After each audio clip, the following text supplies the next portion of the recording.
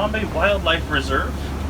As we travel on through, if you want to look above you, there is an animal spotting guide above you. Those are many of the animals that we have here on the reserve, and we will try to see as many of those animals as possible. So I cannot guarantee that we will see every single one, but we do get pretty lucky at seeing a good portion of them. So here we go, we are traveling into the Little Ituri Forest. So in the forest, we do have many animals that like to blend into their surroundings. So again, we do have to keep a keen eye open to try and see some of these wonderful animals. So over here on our right hand side, I do already see an okapi. So the okapi does look like it has a pair of zebra leggings going on there.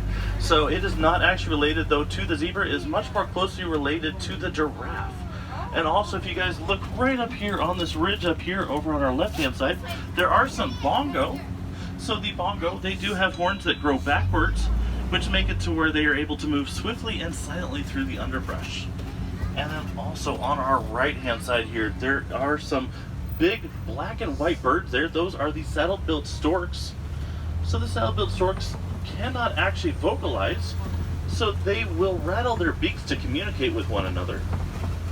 Also, you can tell the difference between the males and the females. The males will have brown eyes, and the females will have bright yellow eyes.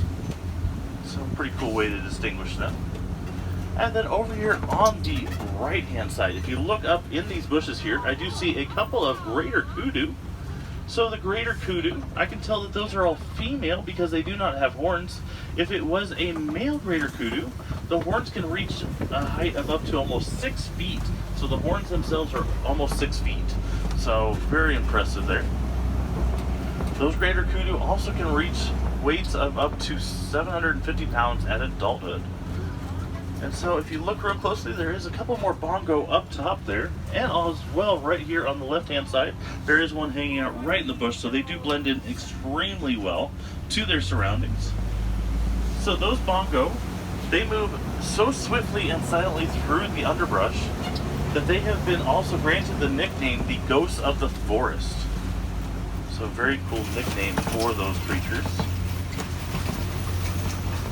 The bongo is so elusive that it was not even discovered until the year 1901. So its existence was not even known until that time frame.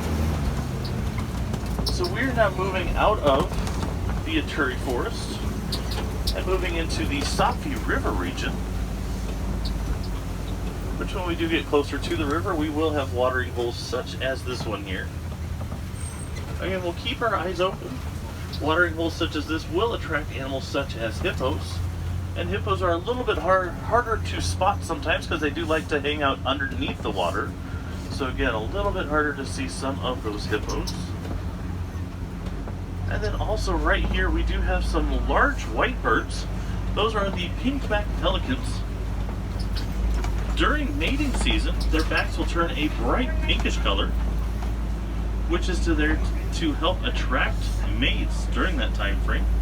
They are also very large birds. They have a wingspan of about 9 feet, which is about the width of the canopy above you guys there.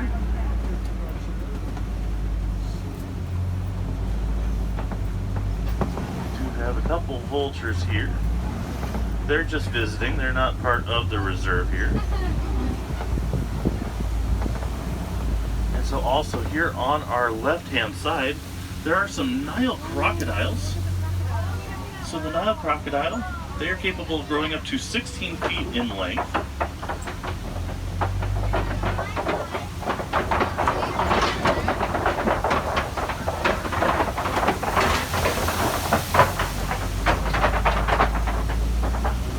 And those crocodiles are capable of eating up to half of their body weight in one feeding. And so if they do eat such a large meal, they can go up to a couple of weeks without having to eat again. Also, the crocodile's diet mainly consists of fish, but if any animal is unfortunate enough to come across a crocodile's path, that crocodile will make a meal out of that creature. So it does look like we are coming out into the clearing of the savanna. Over here on our right hand side, there is a baobab tree. The baobab tree, also sometimes referred to as the upside down tree. will be leafless for up to 9 months out of the year. And that is to help conserve water. It will conserve thousands of gallons of water within its trunk, which then the animals of the savanna will puncture that trunk to get to that water, which is also granted it the nickname the Tree of Life. You close one section off from together at night, the animals will need to get each other. We use, like I said, that little gate that I went over, that is to help keep the animals that like to be around each other.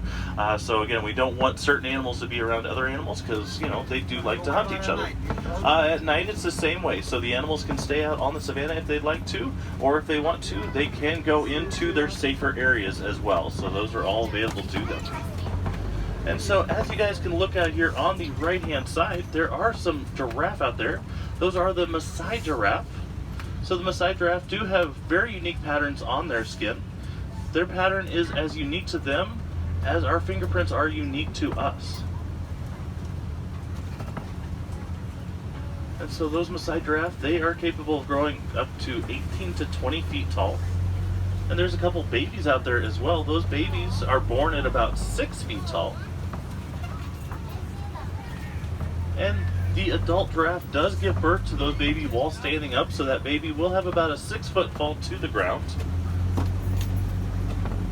But the baby does bounce back pretty well. They are up and moving around after only an hour after birth.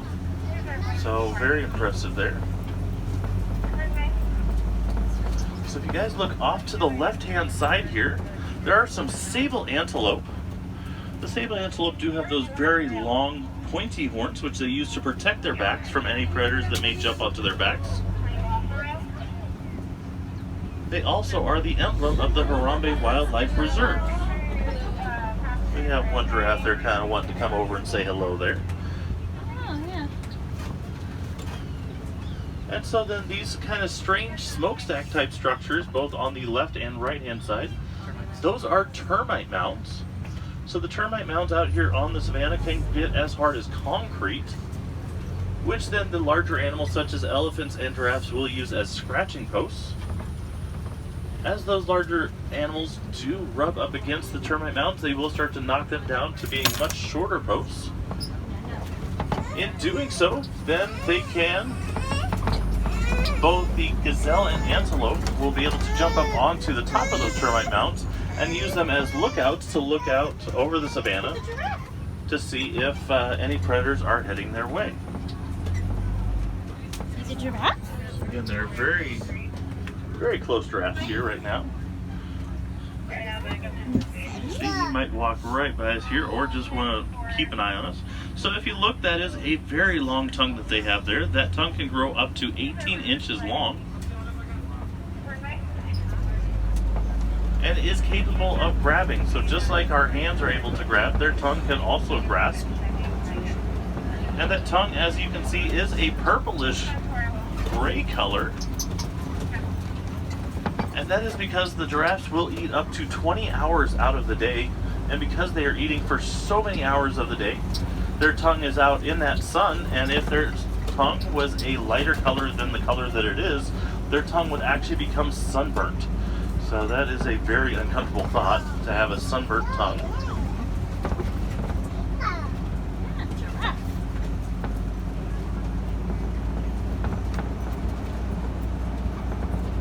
And so again, with those giraffes, they do spend 20 hours of the day eating, but they only spend about 30 minutes of the day sleeping. And so they do not even sleep all in one time. They will take quick little 5-minute power naps throughout the day.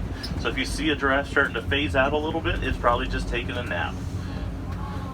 And so if you look up on the ridge way over there on the right hand side, there are some white-bearded wildebeest. The wildebeest will travel in herds of up to 1.5 million, and during the migration period can travel anywhere from 500 to 1,000 miles in one migration period. And so these very large creatures, both on our left and right hand side here, these are the Ankole cattle. The Ankole cattle, also sometimes referred to as the Watusi cattle, since the Watusi tribe are the first tribe to domesticate them. So those horns, they look like they are extremely heavy, but are not as heavy as you might think. They have a honeycomb type structure on the inside, which acts as a cooling system for the Ankole cattle. So their blood will flow up into those horns, and it'll then cool off as it is in those horns, and when it comes back into the body, that will then help cool the rest of the body.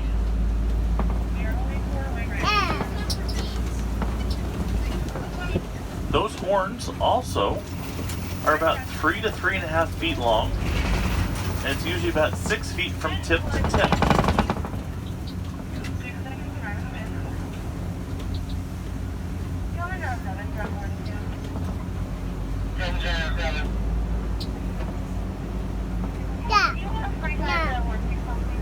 So as we come around the corner here, folks, if you look way off in the back over on the right hand side, there is a couple of elephants there.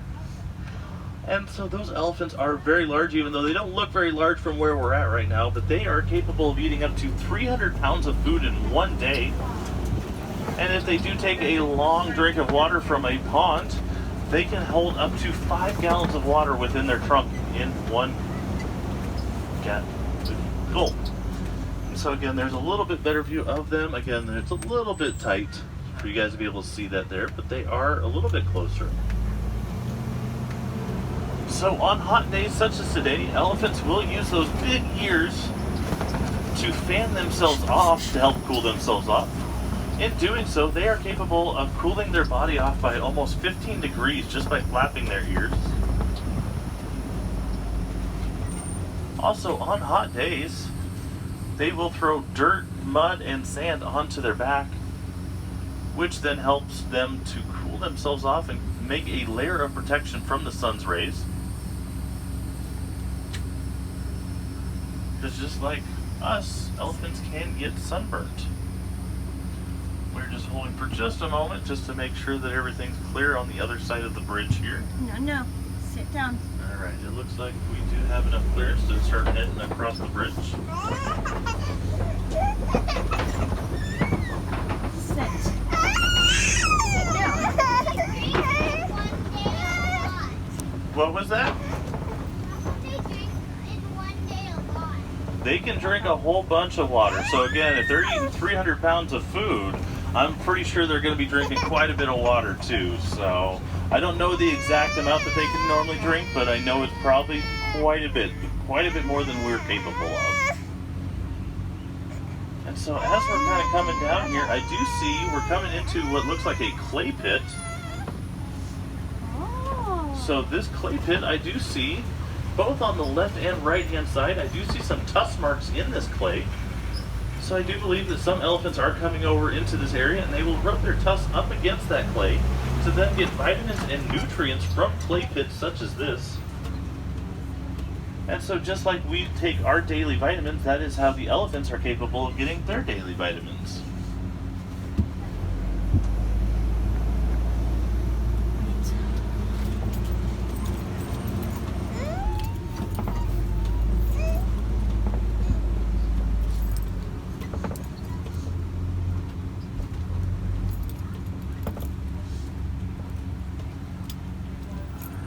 Looks like we might have just a little bit of traffic jam. That's okay. We'll just take our time.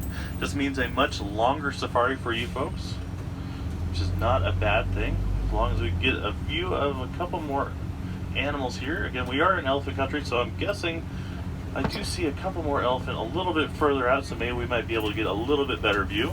But at least you guys can possibly see them way off in the distance, way over there. So elephants are very social creatures. They will spend the majority of their lives in herds. That herd will be a matriarch society. So the oldest female will be the one that leads the herd. And then any of the daughters that are born into the herd will then stay with the herd for the entirety of their life. The males, however, are kicked out of the herd at age about 13 to 15. So once they start to get to those teenage years where they're getting those raging hormones, the mom is like, I've had enough of you, you guys have got to go. So usually the males will then live on their own for the rest of their lives or in small bachelor herds. They will only come back to the herd if they need to help protect the herd from predators, if they come to mate, or if they are starting to get old and they need protection, and so then the herd will protect them when they do get to the older ages. So over here on the right hand side, as well as over on the left, there are those large baobab trees again, as I was mentioning before. And you can see some of those puncture marks in that tree from where animals have come up and punctured it to get to that water on the inside. As well as we can see some more of those white-bearded wildebeest over here. There's a small herd of them there.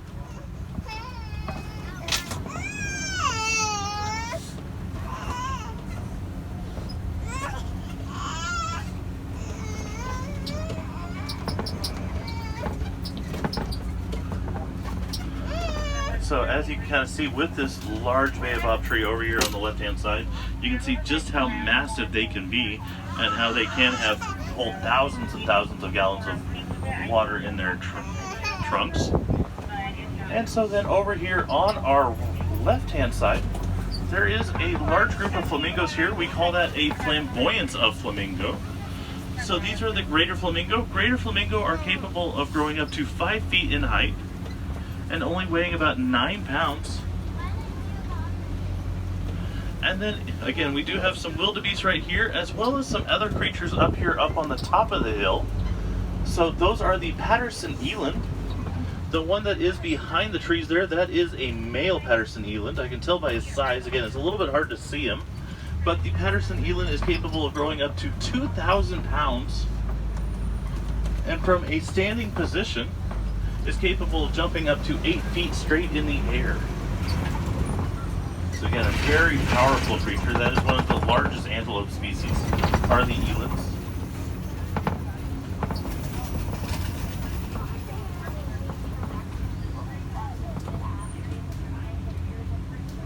So we are now moving into the East Savannah here.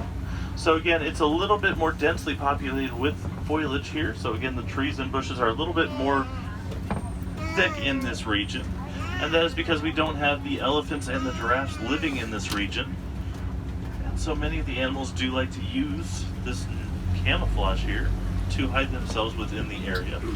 There is a very large mud pit in the middle, which mud pits such as that will attract animals such as rhinos, and rhinos will go ahead and roll around in that mud. I do also see an ostrich way down at the end of that path there. So ostrich are the largest land birds. They are also the fastest two-legged animal in the world. They're capable of moving up to 35 to 40 miles an hour.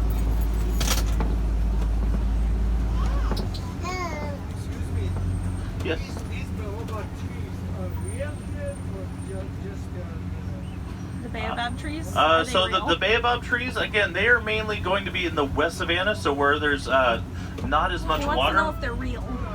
So those ones, like I said, they are real. Yes, they are real. So again, we did transfer them from Africa over into this region here. So yeah, those are real. So that is very impressive having them over here. So you guys are able to see them on our reserve.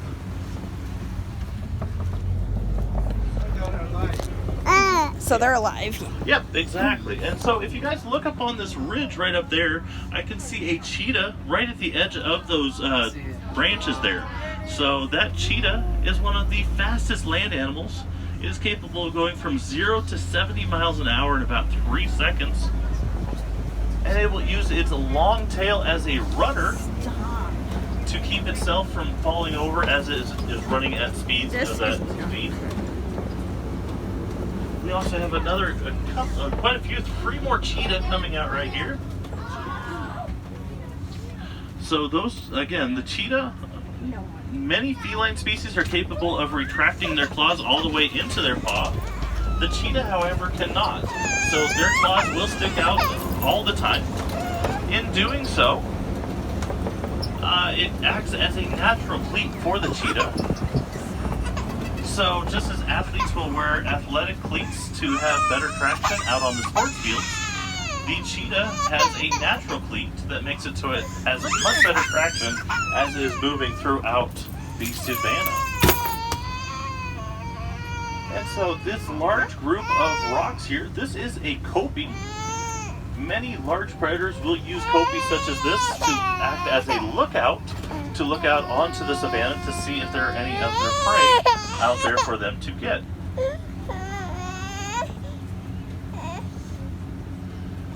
Alright, and then there is a small creature here that we're about to pass up here on the right hand side. This is going to be a bontebok. So the bontebok, since we are getting pretty close, if you look real close, it actually has almost a purplish hue to its coat of fur, which caused it to be hunted almost nearly to extinction. There is another bontebok over there as well. So the bontebok, again, almost hunted to extinction. There's only about 17 left out in the wild. And the farmer in the nearby region saw the decline of the bontebok, so he decided to take as many of those bontebok onto his farm as possible, and in doing so was able to save the species. Sadly, though, we do not have any more bontebok out in the wild.